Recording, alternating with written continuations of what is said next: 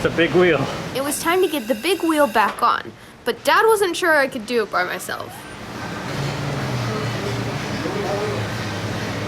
Whoa! That was awesome! I told you it was cool. Yeah.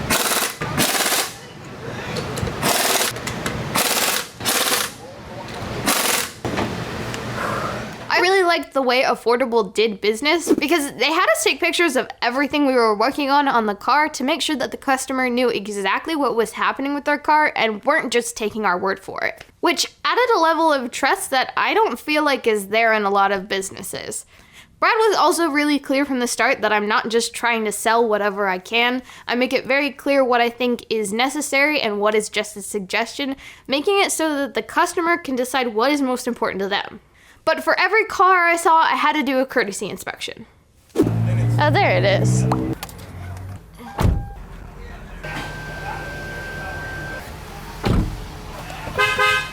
This is when you have to wait for someone to give you a light check. A what? Light check. Oh, I can't help you with that. I mean, you could. What can I do? So, you turn on the lights, you turn on all the lights. This car doesn't have fog lights. And then you go in the front and double check that all my lights are working. Okay. So marker lights, blinkers. So lights are on. Right's good. Yep, blink, yep. Yep. Okay, now you go in the back and check reverse lights, brake lights, and blinkers. So we have like a website that we go on and then type in all the information about the car. If it's getting an oil change, we say if we're resetting the oil life, if we're giving it a sticker, we take a picture of the car. Yeah, so we go through basically everything before we even address the problem that we were told about. And then you put all these pictures in the report? And then this is sent to the client, so they get to see that we actually looked at everything.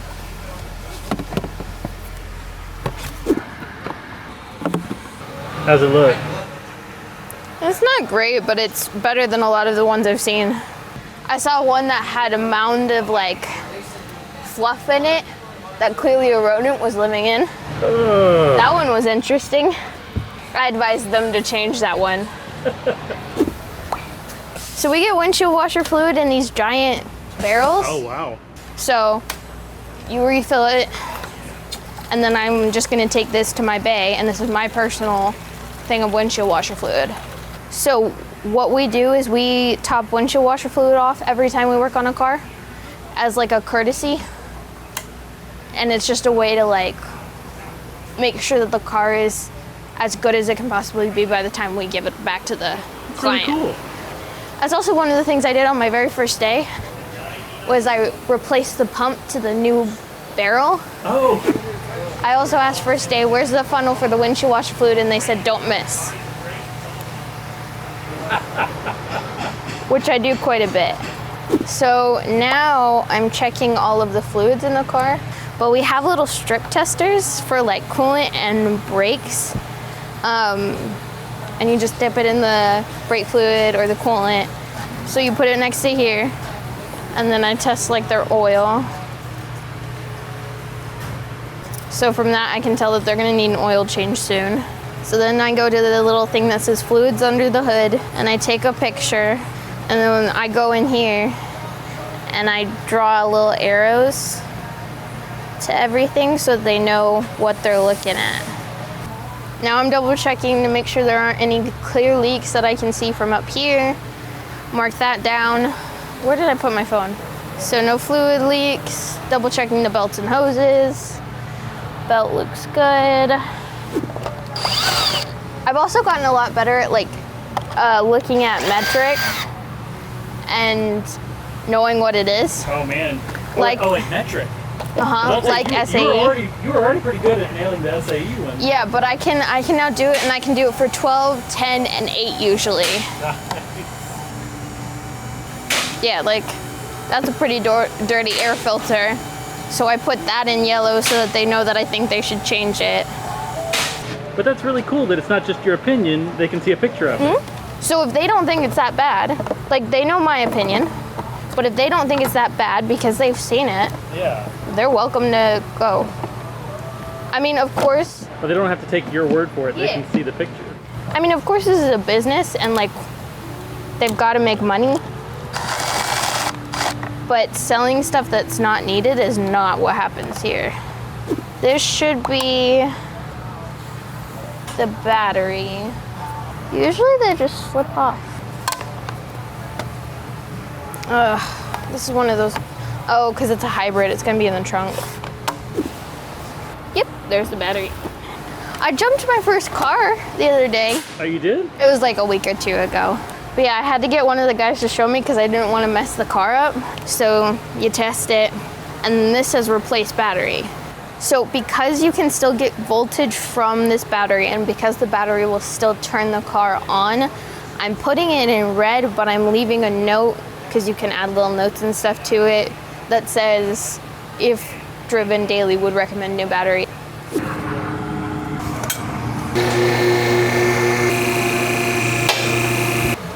This is the part that takes a lot of time because you're trying to do two things at once. So I figured out kind of a system. So you mark the wheel, right, front, and you put your little tire gauge on there. Ooh, these are nice tires. Nice compared to a lot of the ones I see though. Take your picture so they can see exactly where their tire's at. Then you go to brakes, and this is a nice tire where I can do brakes here. Oh, nice. And I don't actually have to do brakes from underneath the car, which I have to do a lot. Picture. Really document everything. Usually with these, I can't get around to actually show you the like where this is, but I take a picture so that you know what color it is, because color is a really good way to like mark, oh, this is good, Yeah. this is bad. Then you go down to your brakes, and this is the front passenger side, and then I mark what this says, which is 8 millimeters or 8/32. So my passenger side front brake is at 8/32, and I mark that. And then I do that again for 3 more tires. Leaks. So what are you looking for now? So I'm looking at the frame to double check that the frame isn't rusted, which it's not. I look at the exhaust pipe, which is something I'll look at later because this car's all about that one. Fluid leaks, I look at the fluids under the hood, I look at the suspension and steering and all that kind of stuff. And overall, this car looks pretty good. So now that I've finished doing the courtesy inspection, I go back to the report, and it says I'm looking at the exhaust to see what the problems are. Overall, this is better than a lot of the exhausts that I've seen. So wait, this one came in specifically for something with the exhaust? What did they say? it said, please check and advise the repair. So it's up to me to figure out what's the problem, what could be causing problems. For exhaust, sometimes you'll turn on the car and then lift it all the way up, and then you can feel where there is air coming out of the exhaust. To check for an exhaust leak, I needed to start the engine.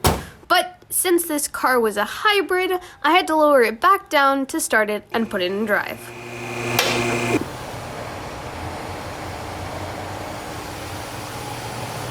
So I didn't feel any exhaust leaks, but I didn't understand why one of the front wheels was spinning faster than the other. Yeah, that's really weird. So I thought I'd check with Brad. So this car is specifically for exhaust. I can't find an exhaust leak. It's pretty rusted over there, but nothing too crazy. I turned it on so that I could feel if there was anything. I can't feel anything And like that other exhaust leak. They said there's an exhaust leak? They said it says check for one? Yeah, but the weird thing is that I put it in drive so that I could double check the exhaust, but the driver's side wheel is spinning and the axle is spinning, but the passenger side isn't. Yes, that's fine. That's normal? Yep. Okay. So it doesn't have limited slip. It's going to go to the path of least resistance. Okay. That's why people can get stuck. Because only Okay. one side spins. So like if you're stuck in Interesting. sand and that one's in the sand and it's spinning, this isn't going to pull you out. See, it'll start. So I can start spinning it. It might start go, and I can slow this one down, and that one's going to start going. Don't do that though. It's hot. But anyway. But yeah, it's like, I mean, that's not great, but It's not that bad either. yeah. Alright. So I don't really know what they're looking for because that's all the information I got. Yeah. No, I agree. So I don't see problems. I don't either. Okay. The only thing that I could see that someone might have recommended is the fact that that flange is rusted back there. Yeah. So you have to get the 2 pieces in order to replace it. But that doesn't seem necessary. It doesn't, not right now. Yeah. I wouldn't be recommending it right now. Yeah. So I would agree with you. Okay. I mean, It was really good to know that I made the right call with the exhaust. And I learned some new things about how transmission and drive wheels work. I've learned a lot, not only about how to work on cars and modern cars for that matter, but also how to go about having a job in the way that I did. And it made me feel really proud of how much work I could put into something. So what I'm taking out of the garage is that when you're doing something that interests you, it's really amazing how much you can learn. Special thanks to Brad and the whole team at Affordable Automotive. Thanks for inviting me into your little affordable family, and I look forward to hopefully working with you again. Special thanks as always to my executive producer, Drew Carter, and all my patrons on Patreon. Thanks for watching, consider subscribing, and I'll see you next time in the garage.